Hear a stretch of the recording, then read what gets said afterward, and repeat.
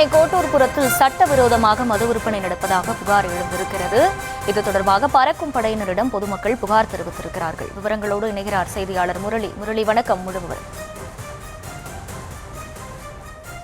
கோட்டூர்புரம் பகுதியில் சட்டவிரோதமாக மது விற்பனை நடத்துவதாக பொதுமக்களே புகாரினை தெரிவித்திருக்கிறார்கள். குறிப்பாக தேர்தல் விதிமுறைகள் மீறி இந்த மது விற்பனை அமோகமாக நடைபெற்று வருவதாக பொதுமக்களே குற்றம் சாட்டு வைத்திருக்கிறார்கள். இந்த குற்றச்சாட்டை வைத்ததை அடுத்து தேர்தல் பறக்கும் படை அதிகாரிகள் சென்னை IIT அருகே இருக்கக்கூடிய ஸ்ரீராம் பகுதியில் கடை எண் 976 என்கிற கடையில் தான் சட்டவிரோதமாக மது விற்பனையானது நடத்தப்பட்டு வருவதாக பொதுமக்களே ஒரு புகாரினை அளித்திருக்கிறார்கள்.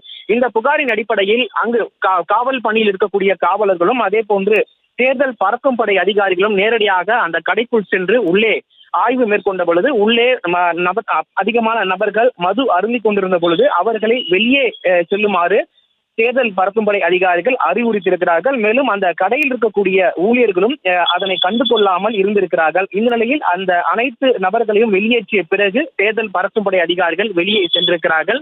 ஏற்கனவே பலமுறை இந்த பகுதியில் இது போன்று சட்டவிரோதமாக மது விற்பனை நடத்தப்பட்டு வருவதாக பொதுமக்கள் பலமுறை புகார் அளித்தும் இதுவரை எந்த விதமான நடவடிக்கையும் எடுக்கவில்லை என பொதுமக்கள் குற்றச்சாட்டு வைத்திருக்கிறார்கள்.